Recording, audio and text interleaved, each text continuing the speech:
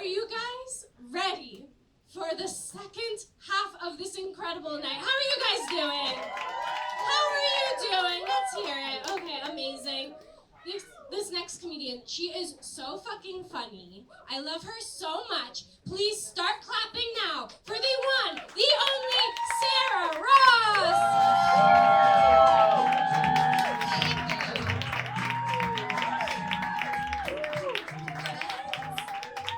I'm so excited you guys all came out tonight. I can really feel the energy, and I appreciate it because I, for one, am having kind of a tough week.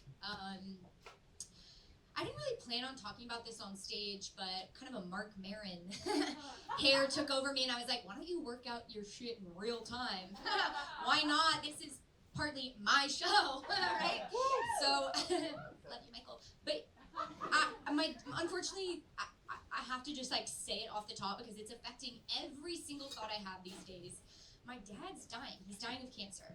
And it's really, really tough because I have OCD, and I have specifically been saying, don't do that, since I was a kid. Since I was a child, I looked at both of my parents and said, if you die! And now this? I have a distinct memory of, and at the time I didn't know I was OCD, my dad didn't know I was OCD. I feel like parents just like say things kind of off the cuff sometimes, and it was Valentine's Day, and my dad was doing that thing that dads do where they forget about it till the very last minute, and then they grab their daughter and they're like, help, you know, and you gotta kind of help them figure it out for the wife. And we went to like a grocery store, and we got this card for Valentine's Day, and this was like in the peak of those cards where like you open it up and a song starts playing, and this one had that Beatles song, When I'm 64. Anybody know that song? Okay. And I was like being obnoxious, and I was just like, wasting, and I was like doing that thing, right? And I was just like being a little bit obnoxious about it. And then, you know, the intrusive thought comes up, and I was like, you won't die at 64 though. And my dad looked at me and said, no, people don't really die at that age anymore. We live a lot longer. And that stuck with me. And I probably wouldn't have remembered that number if it hadn't been associated with like such a specific song. And so this is just a reminder, I guess, for the parents out here tonight. I'm kidding. It is, we were at Alan Cumming's gay cabaret bar on a weeknight. None of you are parents, but one day, God willing, you have to be careful little things you say. I mean, it stuck with me like so intently. And if you can imagine, my dad's 64. And I don't know, I'll say to you what I said to my therapist recently, kind of suspicious timing that my dad's dying right as all my tics are being managed. I hate to suggest a correlation, Manasa, but it's just tough. It's just tough. I don't know. It's hard.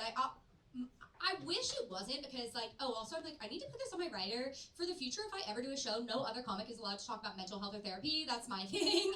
And no, I'm kidding. We've absolutely all talked about it, but sorry, such is the life of an artist. Anyway, I didn't actually know I had OCD until like later in life, in my later 20s, and it's actually just colored so much of how I understand who I am, and just like the way my brain works, and like the way my brain worked as a kid. And I didn't get this diagnosis until it hit like a critical mass, until things were really, really bad a couple summers back. And you know, my rock bottom, like so many others, was in the Hamptons. But you know what they say? They say, if you're a 20-something girl with a Rent the Runway subscription and a share house in Montauk, and you're still depressed, look into that. They say seek treatment, because that could be a really bad sign. And yeah, things just hit this really critical mass. Did you guys think I could get kicked out of a bar for crying? Yep, that one's true. That one is true. I also didn't know that until somewhat recently, but yeah, I was having a panic attack at this like seafood restaurant turned day club, and I'm just sobbing over this like expensive lobster salad, and unfortunately it wasn't like a single tear. It was the kind of crying that was like one of those. I had to put down my shrimp po' boy, right?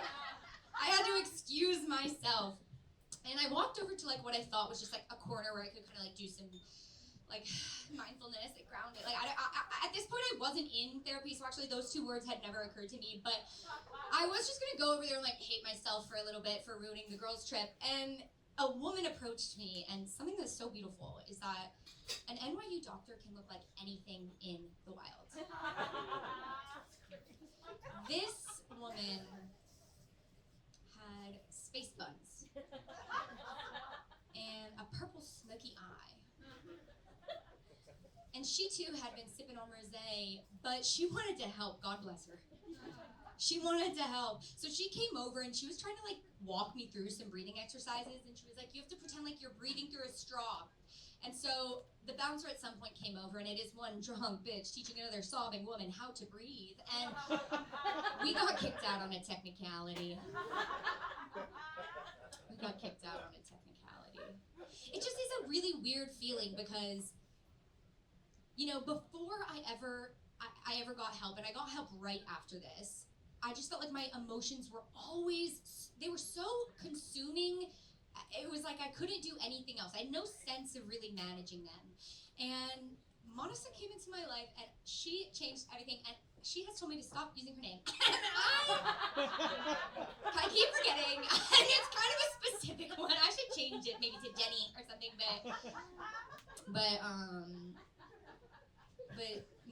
she's been incredible. And when I first started going there, I just had no idea of like what this was gonna look like. I was so scared, I was so timid, I was so shy. And now I feel like I show up at her appointments and I'm like ashing my cig in the waiting room. I'm like, somebody new walks in, I'm like, what are you in for? I wanna know, I'm curious at this point. It was scary. I don't know, it was tough. One thing I stand by to this day, no matter how well I am, I don't want a therapist to come out into the lobby, call my name, and hit me with one of these. Sarah? Hey, how are you doing today? Don't ask me out here! Don't ask me out here! We're about to go sit in your office for 50 minutes and talk about all the ways my brain is trying to destroy my life, girl. All I can say as I gather my coat is like, oh, you're pretty good, how are you? And then we're gonna walk into your office, I'm gonna throw that coat onto your IKEA couch, and I'm gonna say, not good! Still here! It's just tough. There's like a few things that have helped me along the way, and I'm gonna have to go back to, one thing that's really helped me, you guys, is working with horses. I'm from Texas, and I don't know, she suggested at some point like working with animals might be good, and I have this allergy, like emotionally and socially, to pets. I don't like your pet, no offense, but I know that's so hard. Okay, I just am not like a huge lover of animals. Like if your dog comes up and kind of sniffs my crotch, I'm like, okay, he did that on purpose. He's trying to embarrass me. Like, stop! Like, oh my god. And nothing drives me more, as somebody who's never owned a dog and doesn't know how hard it is, nothing pisses me off more than seeing an owner of a dog be like, drop it, come here. I'm like, he's not listening. It's not working, and he's not listening. He's disrespectful. No, but for everybody in here individually tonight, not yours, doesn't count for you. But anyway, so I was surprised that I would like really take to working with these like farm animals, and I don't know, I think maybe it is because I'm from Texas and my southern accent is activated by the scent of manure, but I become a different person out there. I take the A train deep into Queens, and I step off, and it's like y'all wouldn't know me at the barn. Let's start there. Y'all wouldn't recognize me at the barn. To me, at the barn, my persona goes from like every anxiety, dream that I've ever had to like nothing but a t-shirt on. Never felt so beautiful. You know that Jessica Simpson song? Let's be in the barn. You know that senior picture pose that goes like this? That's me at the barn. That's me at the barn. I'm just laid back and I'm carefree and like we do these lessons with disabled children. We teach them how to ride horseback and I'm like relating to that kid. I'm like, yeah, like you're wiggling on a horse because something isn't clicking. Like we just get along, and I didn't think that would be my happy place or my comfort, but it is. And I have this thing with all the horses where I'm kind of like, I'm your favorite though, right? I'm your favorite. I feel like I'm a southern grandma whenever I go down there because I'm looking at them all like we're not allowed to bring snacks. We're not allowed to bring anything for them to eat. A carrot, an apple, I mean, God knows I would. But and every time I go down there I feel like a southern grandma. I'm like, Bobby, we need to get you something because you're looking skinny. And let me fix you a little something. Let me fix you a meal. Because I just think they might appreciate it. Anyway, with everything going on with my dad, I'm like, the horses are about to know me, girl. I'm about to be in there. Like, I get those TikTok videos that are like cleaning out the hoofs and stuff. Oh, babe, I'm about to become a farrier. The next time you see me, that will be my second career. But it's just tough. I don't know. It's like, it's just something that I've thought about for so long. And with Southern dads, they don't really know how to like express their emotion. They don't really know how to like express love. You know, a Southern dad has two ways of showing you he loves you. One is reminding you to check your oil. Okay, and then two is emailing you an article, thought you might enjoy this, ... dad. Right? And there's a generational divide in ... between how I interpret it and how any boomer types it, right? Because for them, it's just like space, it's punctuation, it's a comma, it's a dash. To me, I'm like, that's a threat. ... Okay, you're mad at me. What is this about? But, I don't know, he is a Southern, he's like full of these like delicious dichotomies. He's multiple things. He's a Southern dad, but he's from New York, you know? He wasn't like waiting on the porch with a shotgun. You know, when I would like go on a date, this man loves Turner Classic Movies. You know, this man knows if you bring up any war, any country, any time period, he knows something. The History Channel kind of guy. And he's an engineer, but he has this like dual degree. He got a double bachelor's in theater as well. Something about that I just love that. I'm like, we had this plan kind of before that he should, if I were to ever like book some sort of a Netflix special or something, like he was gonna design the stage. He was gonna do all of the work for it. And unfortunately our timelines are not adding up. But how do you ask somebody to do that? You know what I mean? In their final days. Dad, I've got one last project for you to manage. One last thing. A few deadlines, a few notes. Oh, sorry. Sorry, I'm an artist, I have opinions. I couldn't ask him though, you know? Because not to go full Luigi Mangione on the stage, but remember he was 64, not 65. So no Medicare, so he's had to work this entire time, right? To get insurance coverage for cancer treatment. It's dark, it's twisted. The last thing I say can't be like, and just one quick blueprint, right? That can't be my final request from him. I don't know. My job has come up a lot more recently with him too, just because I am a cancer nurse. It's so weird. It's like being so good at something and then inevitably it's killing your dad. Like it's a crazy. Somebody in the back, what do you do for a living? Server. Imagine your dad dying because somebody didn't know how to split the check. Imagine every day you go to work and your dad is somewhere, absolutely no service, I don't know, I'm still working on this part, but it's not good. It's not great. My I feel like this has gotten me like into a pickle before, the OCD. Because it is, I mean, I'm joking up here, but it is really a lot more well managed than it had been before. And in the past, it's led me to some really weird places. Like, having OCD, I think, is the reason that at 18 I joined a cult. I was like, wait, so you're telling me there are rules? And should I follow them? Everybody loves me, including God? Okay, so you're telling me there are rules and rituals, okay? And this is something I can get good at? This is something I can earn praise for? Hell yeah, sign me up. I was so good at it. I was so good at it. And like all cults, I mean, this was like a hyper evangelical Christian cult. This is not really about Christianity. This is about this group specifically, babes. And it's insidious. It's like first you start just slowly. You're just doing one thing, a little Bible study throughout the week. Now you're going to big group night. Before you know it, every Wednesday you're at world prayer praying over a different religion that's wrong. Okay? And further salvation. And further salvation. And then all of a sudden you've signed up, you've committed to a 9-week program in Florida to live with all of these people in the same condo, get a full-time job.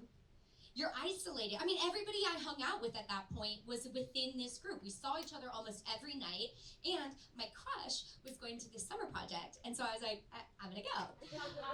I would later learn that is a manipulation tactic called flirt to convert. And that was on purpose. That was on purpose to get me there, but there I was. I committed to it. I was so into it, you know, and so we all moved down there. I mean, we don't have rules or anything, but we do have unifiers, which are rules. Which are rules. They're rules. There was like some of the obvious ones, like we had a curfew, 10 p.m., and then some of them got a little weirder, like women aren't allowed to wear a crossbody purse because it could lead the men into sin, you know? At a relationships conference, it was all about like separation of the breast, and one girl was called out, and they said, and you know, consider how you wear your seatbelt. What? What? Consider how you wear. That is nuts. That's nuts. We were like, you cannot go into the bedroom of somebody of the opposite sex, even if it is to use the adjoining bathroom. But again, like I can't understand. I can't explain. Like I found this community. I thought people loved me. I love rules. Unfortunately, I'm good at them. So we all moved down to Panama City Beach, Florida, which if you've never been is the redneck Riviera. Panama City Beach is like the Gulf Coast of Florida. It is like if Mountain Dew were a city. It is per capita more tattoos than teeth, right? Like this is a place where it's like if running in flip-flops were a city. You know, just the sound of running in flip-flops. The height of culture there is Ripley's Believe It or Not, you know, wax museums, that sort of thing. And everybody there is there to party. Like, nobody is there for what we're doing. But, I don't know, maybe that is why I'm a stand-up, though, is because we would have to do beach evangelism, which is like, if I can face that rejection... I mean, imagine me in my one-piece and sensible cover-up, like approaching a group of people on the beach, and I'm like, hey, I just have a few questions if you guys want to learn about Jesus.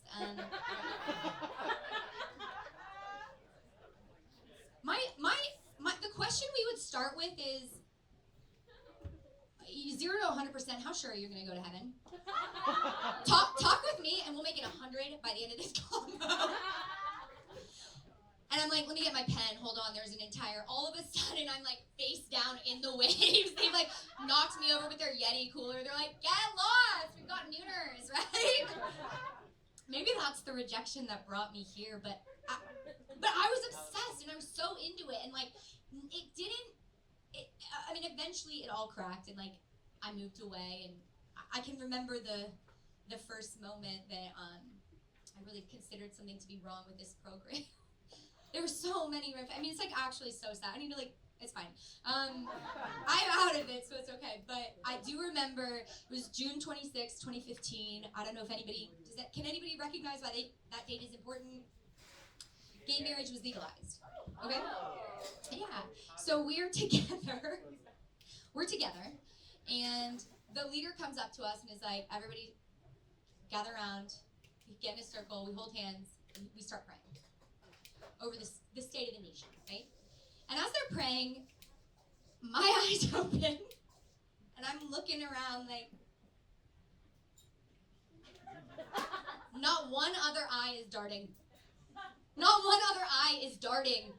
I'm not saying that, like, at that time I was perfect, but I was at the point where I was like, okay, well, my cousin Devin's gay, so this kind of isn't cool. I don't know if I agree with this part. That's where it all started cracking. Eventually I was out. No.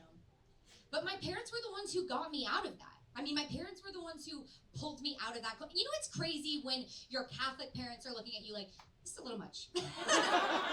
Hey, your commitment to religion's a little much.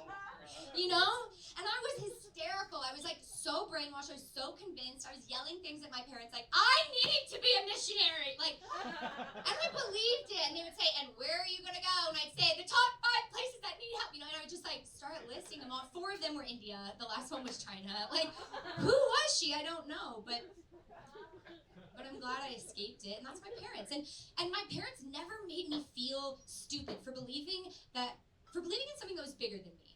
You know, for getting caught up in something that was like, it was too much. And it was a real learning, growing experience. It's kind of funny for me to joke about it now, but it's really not funny at all to gather in a circle. You know what I mean? Over something so serious. And my parents stood by very patiently and just waited and watched and let me figure it out for myself. That's like one thing that I will say about my dad is I think he ruined dating for me. I think he ruined dating for me. Smartest man I know, never makes me feel dumb. What the is Kyle doing? You know what I mean? I'm like, you live in Murray Hill, sir. Don't come at me. I mean, some guy who works at Deloitte, he's trying to teach me about sneakers and limited drops and resale value. And I'm like, I'm not an idiot. I know the basics of supply and demand, right? I don't know, maybe in that way he ruined it for me, but in other ways, like this incredible high bar. And for a while, he's always been really supportive of my comedy. I will say that. He gets a kick out of it. Both my parents do. For a while, they wanted me to go back to school in nursing, you know, maybe get an advanced degree. And, you know, the only reason I would do that is because I like the idea of one day I'm your anesthesiologist and somebody in this room is about to get surgery. And you're laying down, and I give you that mask, and I tell you to count back from 10. And before you get to 8, the last thing you hear me say is, you know, I'm actually a stand-up comic. Lights out. And that's it. All right, I feel comfortable on stage at this point with you guys. I've admitted a lot. I feel like I've come clean about a few things. And I'm going to end on a bombshell. I drink milk. Yeah, I anticipate a shift in energy when I bring that up. Gen Z crowd, everybody hates milk.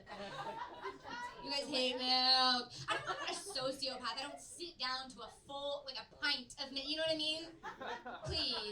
Please. That's obviously not me. I'm just saying your alternatives are disgusting. And I'm just saying I grew up in Texas. That's beef country. Of course I can handle it. Of course I can digest it. No offense to some of y'all. I just feel like it's like one of the last things out there. It's a frontier that not many people are willing to stick with, you know what I mean? It's like there's a million options, but the look you get when you order cow's milk. If you order 2% latte in Brooklyn, the face the barista will give you is that, it's like as if you just said, oh, I'm a lobbyist, oil and gas. You know? Like, you said something insane. You said something absurd. They're like, look at the menu. You can have almond. You can have soy. You can have oat milk. You can leave this establishment entirely. There's deep shame associated with the cow's milk, you know? I feel like if you order one, they just look at you, they're like, grow up, get real, smoke a cigarette. Got milk? Yeah, right. It's not 2005, right? But if I get famous, you guys, don't be surprised if you catch me at a local cafeteria public school. Poster, milk mustache. I might bring it back. I don't know. All right, you guys, I appreciate you so much for coming out tonight. Thank you so much. I'm Sarah Ross.